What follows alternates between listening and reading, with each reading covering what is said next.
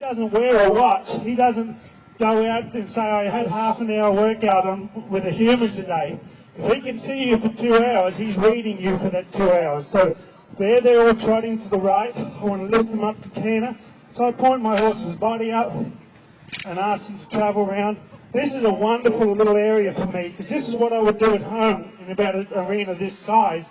Then when I go to big shows, I'm in an arena 4 times this size, and it's harder to build this. Like when that fence isn't there, I hope it's see if he was the fastest horse at Saratoga. So I'm going to do another change in direction here. You notice that any time I change direction, this little horse here keeps himself very balanced and hits his other lead, and I'll show you a little bit more of that. So just the same as I did with Hope, I'm doing the same here.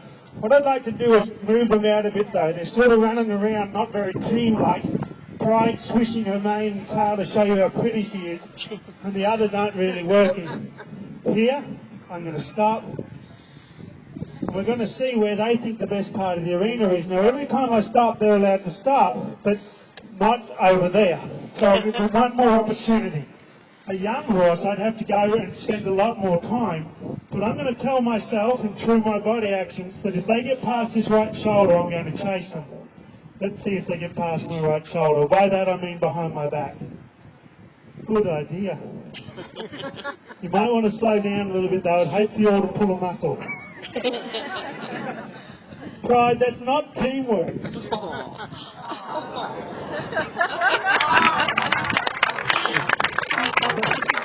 Pride's the one in the middle. She goes, team?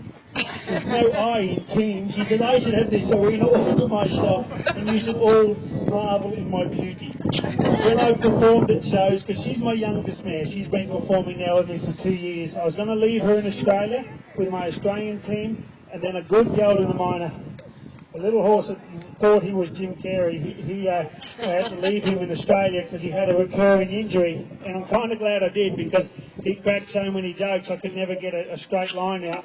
But this little mare, right from day one, whenever I ride in front of a big crowd and she sees a big screen and sees herself on it, now I don't know as a horseman if she's pulling away wondering how the horse got up on the bit of paper, or if she's saying, oh, that's me, don't it look gorgeous? Because she'll stop at mirrors, and if the mirror in the corner there, she goes, squeak, and look at herself in it. So she thinks she's absolutely darling. So what I'm going to do now is ask them all to move. The horse on the outside, he has to work the hardest.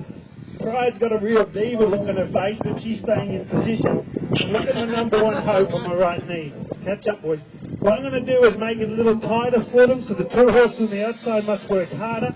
And I'm going to set it up that we might make a mistake, because this is more difficult work. Catch up, Sequel. Sequel goes, mate. He's got a really strong accent, Sequel. He goes, mate, I didn't get this fat and shiny from all that running around. That needs to be still. So Sequel loves this bit, because now, going from the horse that had to canter and go the fastest, he knows it jammed on my left knee. He doesn't have to work as hard. Now we'll put Pride out there. She can pull her diva face as much as she likes. She's got to get up and work beside her brother. Now these are a full brother and sister, these 2 here. Out of a beautiful mare, by my best stallion, out of my best mare. And those 2 in the team, the horse that I'm on, he's my number 2, the horse on my right, he's my number 1, Pride's my number 3, Sequel's my number 7. There's only 4 in the team. Sorry, Sequel. He's a good boy, but Sequel, he would rather be doing something else. He doesn't mind work. You know, he could watch the other 2 and do it all week long, but he just doesn't like doing it himself. What we'll do, though, is we might take him out and do a little bit more with him, show you that my horses should work together. They should work separately. You know, I want to have them be as brilliant as they can be, because it is my dream to travel around the world and do a 2-hour show where I train and educate a young horse. If you brought me a 2-year-old that had never been ridden, within an hour I would give it its first walk, trot and canter, and the arena is big as this or bigger, and then I can go on and do some high-level entertainment afterwards. So my horses need to be great. This horse here on my left, he works with another rider for me in my tail back, and so I need him to be fairly brilliant. Here I take him from my left, up here to my right.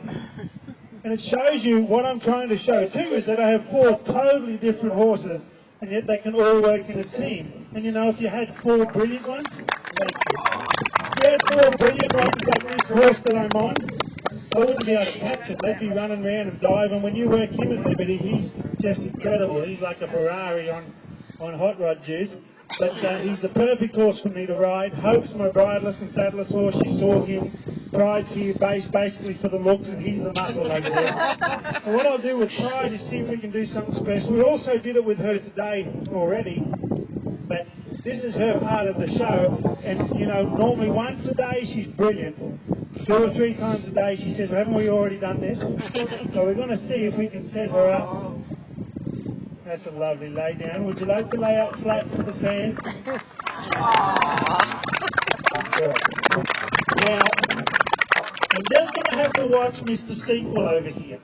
Because at the end of the act, you'll see why Sequel might want to go and stand on his little sister. So we're going to bring him away.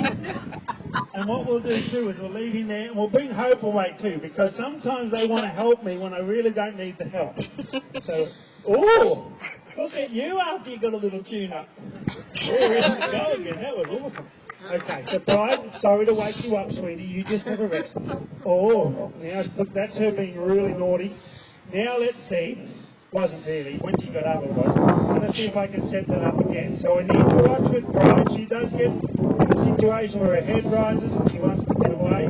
So I'll back her out completely, bring her back again. There's a position where I have her completely, and this isn't it, right?